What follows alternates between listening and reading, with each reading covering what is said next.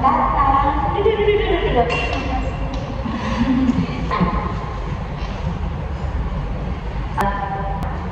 Saat ini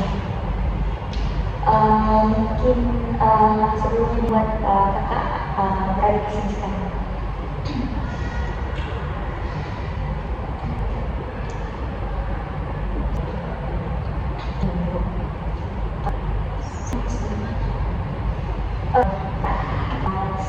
Saja dan saya dari orang-orang lain dan dalam konseling juga ada namanya asas keterbukaan di mana kakak sebagai klien bisa menceritakan semuanya secara terbuka tanpa ada yang ditutup-tutupi gitu. Jadi santai saja, ceritakan saja apa yang mengganjal di hatinya kakak Hijrah. Sebenarnya hubungan kami tidak terlepas dari yang namanya tugas kelompok, tempat cekcok lagi, karena saya rasa tidak ada permasalahan yang saya timbulkan, tapi dia selalu mempermasalahkan. Di sini kakak Hijrah yang tidak seperti yang kakak Hijrah inginkan komunikasinya. Dan bagian yang paling terlihat baru bisa mempertanyakan apa yang aku tidak penting. Tapi karena kita ini sudah tahu Kak Hijrah sudah pernah membahas ini dengan pasangan Kak Hijrah sebelumnya. Sebelum pas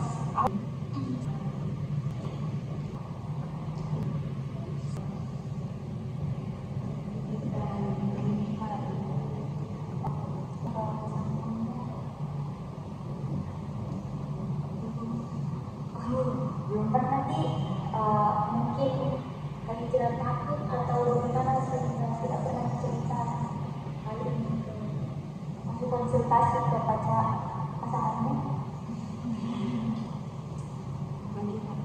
setiap kali harus misalkan tiap kali karena kan saya dengan teman saya itu jarang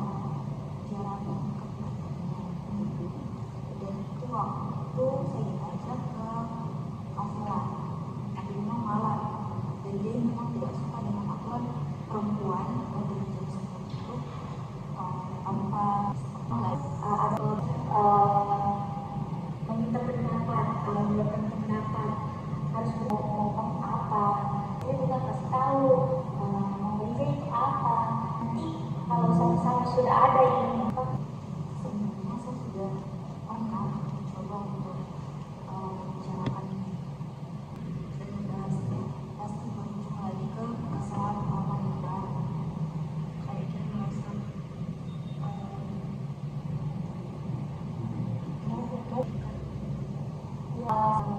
sebelum masuk ke inti cerita, saya disclaimer terlebih dahulu kalau ini hanya yang ada di kepala Kak Hijrah atau bisa saja Kak Hijrah yang awal yang pertama bertanya mau pasangan Kak Hijrah itu apa, jangan Kak Hijrah duluan mau kasih tahu kalau mau Kak Hijrah itu apa. Jelaskan terlebih dahulu kepada pasangan Kak Hijrah kalau hal ini untuk kelanjutan hubungan kalian juga untuk akhir dari hubungan kalian. baik itu saya akan mencoba untuk membicarakannya dan berusaha untuk memahami sisi dia, apa maunya dia, dan mencoba menyampaikan apa yang selama ini saya simpan sendiri dan saya tidak nyaman dengan apa yang dia lakukan. Iya, karena dalam hubungan itu harus ada keterbukaan. Masa kerja yang berjalan tapi memendam perasaan itu harusnya kerja keluarkan saja, kasih tahu apa yang menjadi kerja kepada pasangan. Sebenarnya itu yang lebih bagus daripada harus ditahan-tahan. Sebenarnya yang menjadi poin dari permasalahan ini itu adalah ketika dia sering menanyakan suatu hal yang menurut saya tidak penting. Poin yang mungkin yang tosiknya saya itu adalah si dia. Saya lari dari pembahasan itu, saya mengambil diri. Seharusnya saya tidak boleh seperti itu. Dalam hubungan kan harus ada keterbukaan, seperti yang tadi saya bilang, ada keterbukaan. Jangan dia kalau bisa beritahu ke pasangan kita hijrah apa yang akan kalau hijrah, karena kan dalam hubungan itu bukan cuma satu orang yang cerita, harus dua-duanya yang cerita. Bukan cuma satu yang effort, harus sama-sama bereffort. Karena kalau satu saja yang mau, tidak ada yang namanya hubungan, tidak ada yang namanya hubungan. Jadi berarti kan kalian semua kalau satu yang lain di belakangan, tapi yang penting niat kita hijrah yang sekarang kan untuk memperbaiki hubungan untuk ke depan, karena kan dari yang saya dengar ini ceritanya tentang hijrah untuk ke masa depan, bukan untuk main-main. Jadi betul-betul yang supaya bisa lebih ke masa depan, terus lebih kita. Sebenarnya bagian sebenarnya sudah ada di fase kedua. Saya sudah memberitahu bahwa nanti dari ini tapi dia selalu dia itu mengiyakan, dia bilang sampai lancar, tidak terlalu posesif lah. Tetapi ternyata beberapa hari kemudian sikapnya lagi begitu, dan dia berdalih dengan kalimat karena perasaan itu saya mau menjaga masih begini. Dia selalu bersembunyi di balik kata itu, dan yang selalu berputar di kepala saya, dia tidak percaya kepada saya. Dan saya pernah ada di tahap ini mengakhiri, karena yang ada di pikiran saya, untuk apa saya lanjut kalau tidak ada kepercayaan. Dia tidak percaya kepada saya, tapi dia selalu bilang saya percaya, tapi sikapnya itu bertolak belakang. Ya seperti itu tadi, kita harus berani bicara baik. Jangan kalau cerita langsung ke pasangannya, jangan pas situasinya sedang tidak baik, atau kalian berdua sedang pas kalian berdua baik baru menceritakan.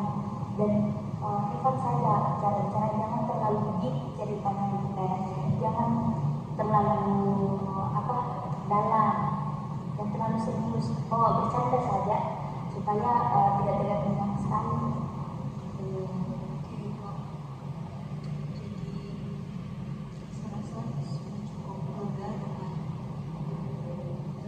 Saya akan mencoba untuk membicarakannya. Ya, terima kasih sudah datang ke sini dan mempercayakan saya untuk mendengar cerita dari Kak Hijrah.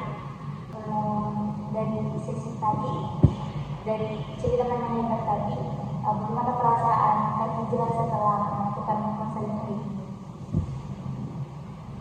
Rasanya agak sedikit berbeda dibandingkan sebelumnya, dan ya seperti yang Ibu bilang, saya akan berusaha untuk menyampaikan dan bersikap terbuka terkait dengan apa yang saya rasakan, apa yang saya mau dalam agak sedikit gugup. Alhamdulillah kalau begitu, saya memberikan semangat dan semoga langgeng hubungannya dengan pasangan sampai dengan lebih lanjut. Dan mungkin ini sudah ada di akhir sesi. Saya sebagai konselor sangat amat berterima kasih kepada Kak Hijrah karena telah memberikan kepercayaan kepada saya untuk mendengarkan cerita-cerita kakak ini. Dan saya berjanji akan menjaga cerita kakak ini dengan baik. Saya sangat amat senang karena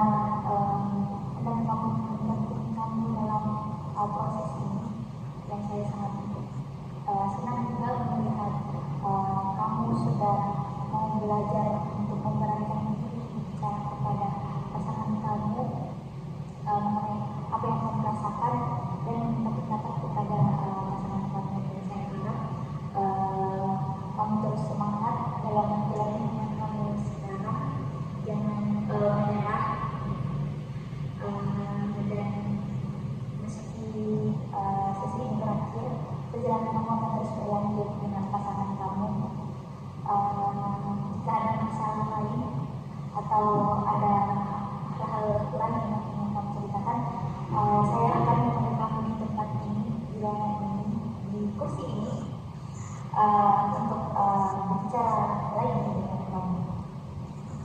Terima kasih. Karena dengan begini saya bisa berpikir hal yang berbeda dan menyadari bahwasanya seharusnya saya tidak mengatur diri, saya bisa mengkomunikasikan apa yang menjadi keinginan saya, apa yang saya butuhkan, apa yang saya inginkan, dan apa yang saya mau dalam hidup, bukan malah menarik diri dan bersikap bahwa wajib bakalan sama. Terima kasih Bu, saya akan membicarakan. Ya, terima kasih telah mempercayai saya sangat amat senang karena kamu sangat percaya dengan saya dan menceritakan sesuatu kamu kepada saya. Mungkin untuk cerita ini cukup sampai di sini. Sekali lagi saya terima kasih dan